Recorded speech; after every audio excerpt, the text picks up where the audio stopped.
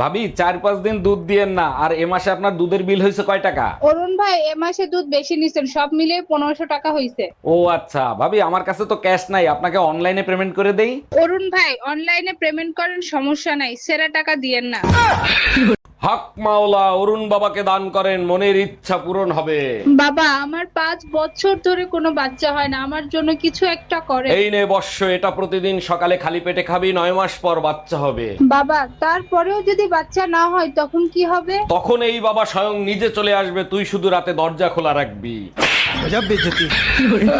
অরুণ ভাই আজকে হোটেলে বসে আমার জামাইনে নাকি আপনি অপমান করছেন। আর ভাবি বললেন না, সকালে আমার হোটেলে আইসে নাস্তা নিতে, সেখানে বসে আমার সাথে মাস্তানি করে। আপনি তো জানেন ও লোকটা সুবিধার না, এখন যদি আপনার কোনো ক্ষতি করে দেয়। যে পারে না সকালে বউরে দিয়ে নাস্তা বানাইতে, সে আমার বাল ফালাইবে। হ্যাঁ আমি বাইরে যাচ্ছি, তোমার সুই সুতা কিছু লাগবে নাকি?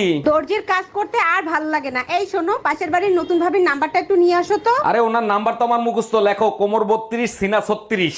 আমি ভাবির মোবাইল নাম্বার আনতে বলছি।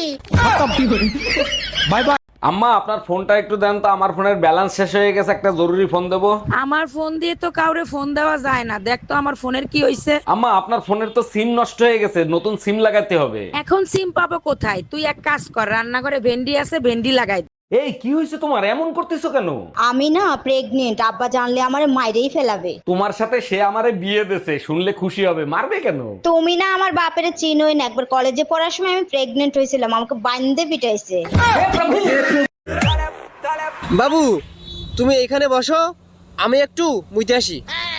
মুদবা বেশ ভালো কথা, তা একটু মুত আর কি আছে, পুরোটাই মুতে আসো। কেন এই বাকি একটু দিয়ে কি আমি কোকা কোলা বানায় খাবো নাকি? অরুণ ভাই, ইনকাম ট্যাক্স থেকে লোক আসতেছে, আপনার ঘরে কোনো কালাধন থাকলে সরিয়ে ফেলেন। ভাবি ঘরে তো কোনো কালাধন নাই, এক কাজ করি, আমি ঘরের থেকে পালায়ে যাই। আরে ভাই, আপনার ঘরে যখন কোনো কালাধন নাই তাহলে আপনি কেন পালাবেন? আরে ভাবি কালাধন তো আমার সাথেই আছে, ওটা যদি নিয়ে যায় তাহলে আমার কি হবে? এত রাতে ভাবি ফোন দিছে। হ্যালো অরুণ ভাই ট্যাঙ্কিতে পানি নাই, পানিটা একটু ছাইড়া দেন না। এই শীতে এত রাতে পানি দিয়ে কি করবেন? আপনি জানেন না শীতের রাতে সবাই ওভারটাইম করে, পানি ছাড়েন। সত্যি করে একটা কথা বলবা, তুমি আমাকে বেশি ভালোবাসো না আমাদের বাচ্চাদের? বাচ্চাদের ভালোবাসি, কিন্তু তার থেকে তোমাকে বেশি ভালোবাসি। তাহলে পাশের বাড়ির ভাবির কাছে বাচ্চা রেখে তুমি বাইরে যাও, আমাকে রেখে কেন যাও না? অনেক দিন হয়েছে শেষা গুতা খাও না, তাই না? হ্যালো 1 মাস হয়ে গেছে বাপের বাড়ি রেখে গেছো, এর ভিতর একটা ফোন দেওয়া জরুরি মনে করলা না? আমারে কি পাগলে কামড়াইছে, মৌমাছির চাকে ইটা মারবো? বাজে কথা বলবা না, আমি যদি এর ভিতর মরে যাইতাম তাইলে কি হইতো? কেন আমি কি তোমাদের গোরস্থানের চাবি নিয়ে আইছি?